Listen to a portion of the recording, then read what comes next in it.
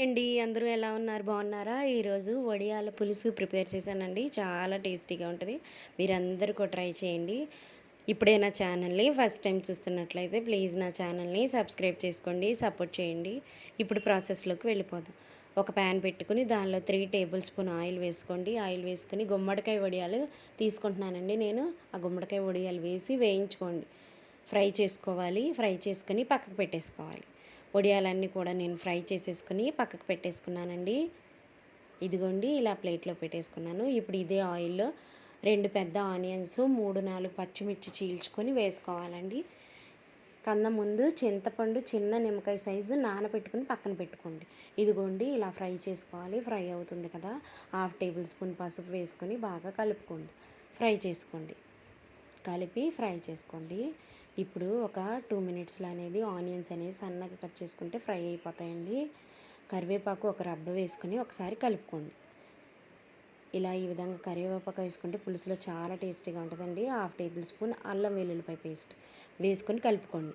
1 table spoon కల్లుప్పు మనకి పులుసుకు తగినట్టుగా, 1 ½ టేబుల్ స్పూన్ కారం, 1 టేబుల్ స్పూన్ ధనియాల పొడి, 1/2 టేబుల్ స్పూన్ జీలకర్ర పొడి వేసుకొని ఒకసారి కలుపుకోండి. ఇదిగోండి అన్నీ వేసేసుకున్నాను. ఒకసారి కలుపుకొని చింతపండు ముందుగానే నానబెట్టుకున్నాం కదా! దాన్ని పులుసు తీసుకుని పెట్టుకొని ఇప్పుడు పులుసుని యాడ్ చేయండి.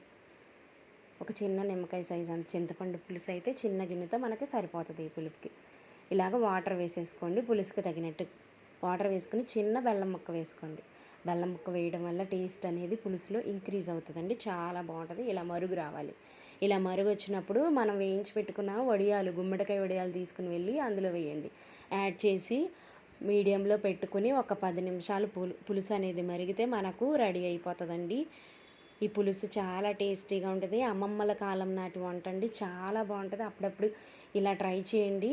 చాలా టేస్టీగా ఉంటుంది. మీరందరూ కూడా తప్పకుండా ఈ డిష్‌ని, ఈ పులుసుని ప్రిపేర్ చేసుకొని తినండి. చాలా బాగుంటుంది. చాలా మంచిది కూడాను. ఇదిగోండి ఇలా ఉడికిపోయినప్పుడు ఆఫ్ చేసేసుకొని సర్వింగ్ బౌల్లోకి తీసేసుకోవాలి. సర్వింగ్ బౌల్లోకి వేసేసుకున్నానండి. చాలా టేస్టీగా ఉంటుంది. ఈ పులుసుని మీరందరూ కూడా ట్రై చేయండి. ఎలా వచ్చిందో నాకు కామెంట్ కూడా పెట్టండి. ఈ వీడియో మీకు నచ్చినట్లయితే ప్లీజ్ నా ఛానల్ని సబ్స్క్రైబ్ చేసుకోండి. సపోర్ట్ చేయండి. Thank you.